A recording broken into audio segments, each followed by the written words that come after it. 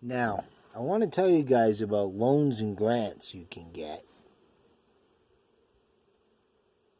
No matter what your age, no matter what your experience with school, you need to have a high school diploma or a GED, and you can attend college. And if you do it while living off the grid, you'll have a blast, because this is anything but a hardship.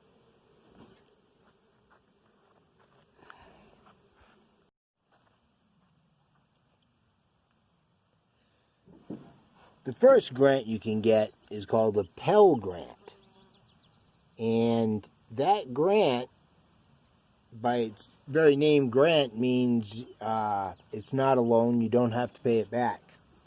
And that, for instance, in my case, covered the entire cost of tuition for 2 courses here at Aspen, 2 online courses. I wouldn't recommend you take any more or any less than that. And it covered that cost.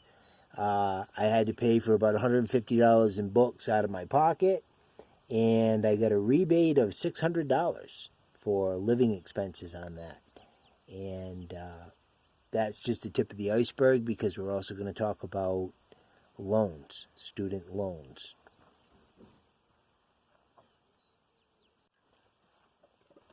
Now, this student success strategy fits in excellently with Aspen.university. Aspen has some of the lowest tuition rates in the country for online colleges.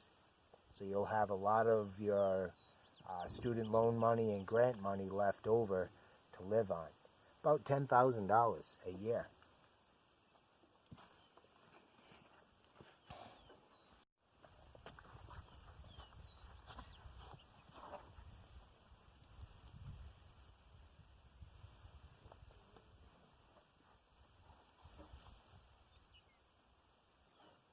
And I have to say, the classes, I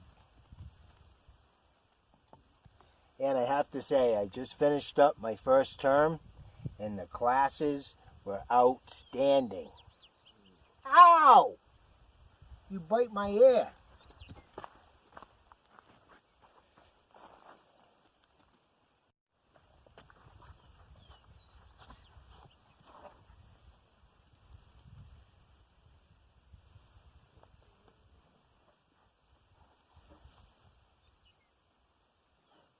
And I have to say, the classes, I just finished up my first term, and the classes were outstanding. Ow! You bite my ear.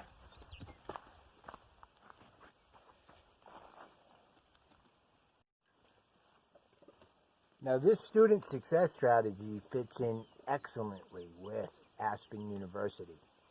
Aspen has some of the lowest tuition rates in the country for online colleges. So you'll have a lot of your student loan money and grant money left over to live on. About $10,000 a year.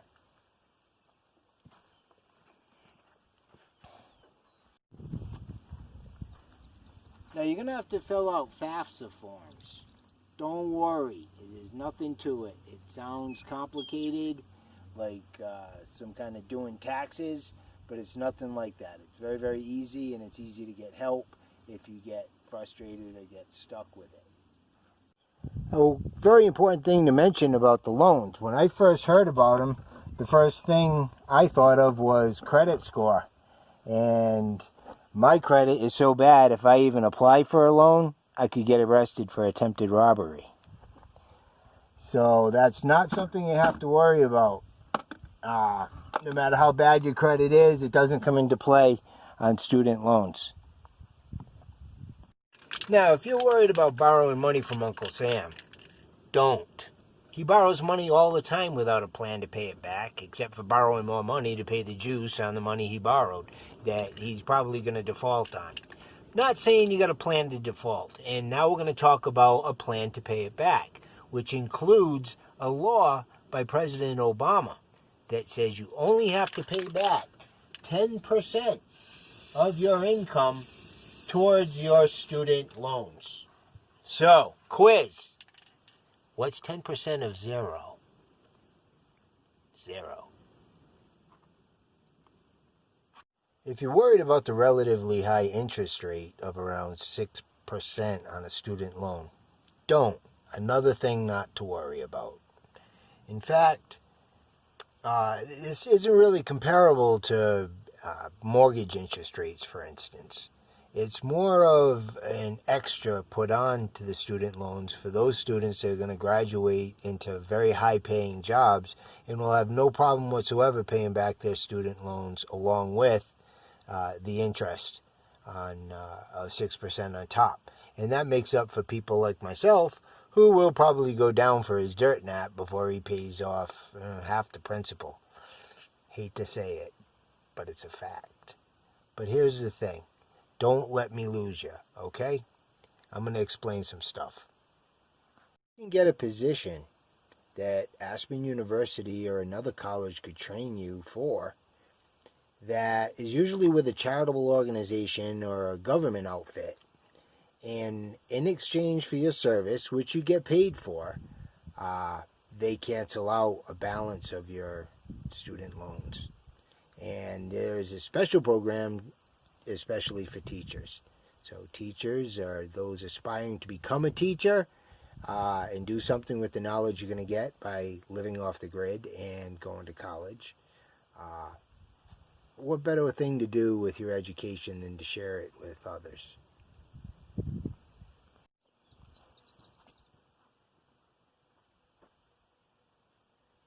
So I like to say the only thing worse than being poor and unemployed is being poor and employed.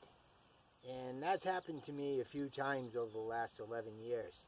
And the responsibility to a job to make only $10 an hour, and the job is a dead-end job that you're not going to move up in, it's, wow, it's, think of it, it's over 1,000 hours when everything's said and done for $10,000, as much as you'd receive to just go to school and just concentrate on school.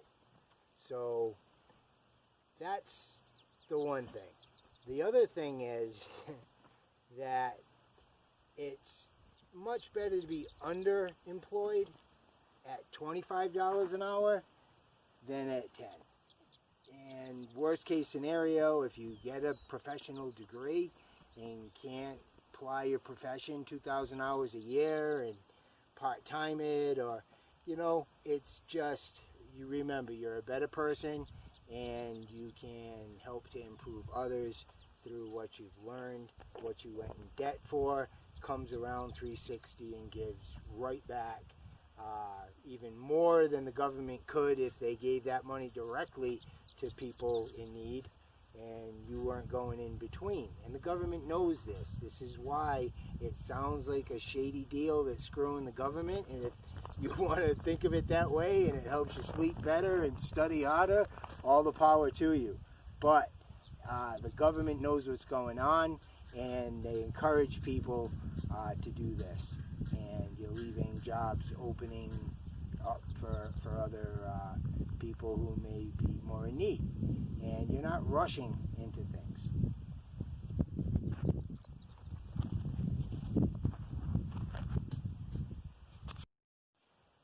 Well, I'd like to go on, but I'll save it for another video.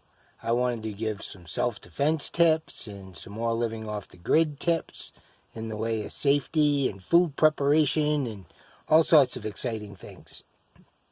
But what makes it all possible is the student success strategy that I spoke about, and I totally encourage you to get on board, no matter your socioeconomic class or current living situation, indoors or outdoors. But if you're struggling financially, this is an answer you may not have thought of, and I'm glad to share it with you. Good luck.